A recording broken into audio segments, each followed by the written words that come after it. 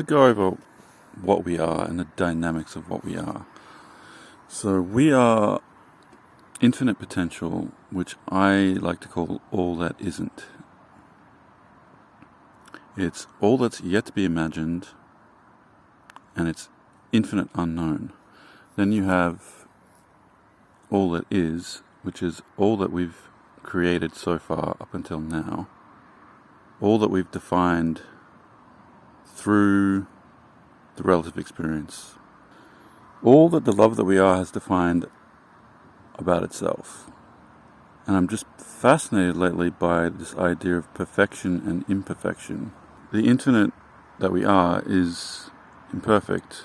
It can never be perfect because it's infinite. It can't be wholly, completely defined. And all it is, which is the image we know of, or the image we've so far created, is a perfect reflection of what we know. Let's call it the perfect real idea that we've so far created. And so the relative experience we have here is where we play a part of all it is in order to have that experience, have a perspective that allows us to perceive imperfection so we can desire more. And what that imperfection is the infinite unknown that we are, or the infinite imperfection that we are, seeing itself, realizing more of itself, and then in reflection, because of the dynamics of vibration, all it is expands as the image of the desire.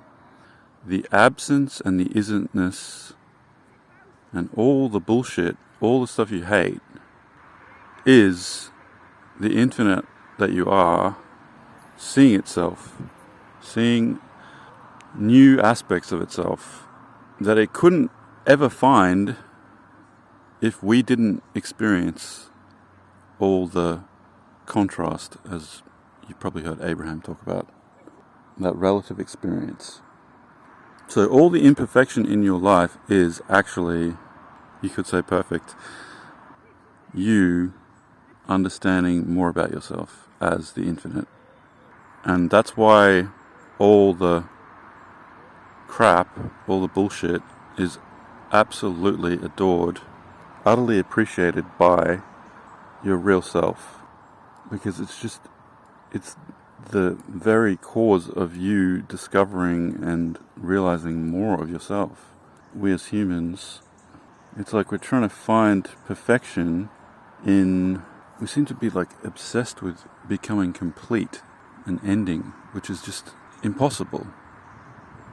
Because there is no ending to infinity. And when you try to complete yourself, don't you notice that, or you try to be perfect, don't you notice that you just become stagnant and stop moving? Like you don't actually end up doing anything. You just kind of stall, you short circuit.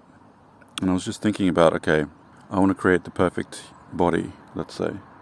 Well, there's a perfect image of the most refined human body idea within the real idea that's been created up until now.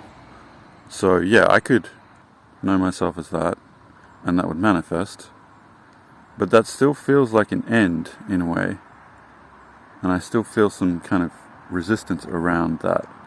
So I was imagining, okay, well, what about becoming the body that has yet to be imagined, that is one bounce or one step, one desire off of the already desired perfect body. And I just feel so much freer in that, because you release yourself from perfection, you release yourself from the end.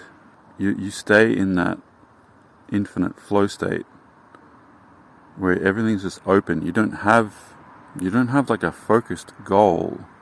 You're just open and allowing. Because lately, whenever I define myself as something, I just suffer.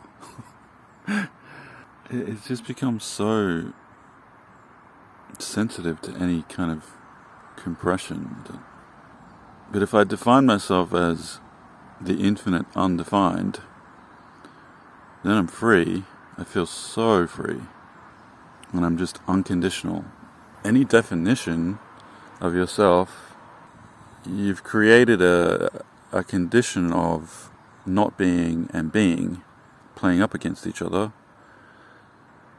And as the human, you're really defining yourself as not being in relationship to the rest of the universe. And whenever I do that now, even if I define another as human, I feel,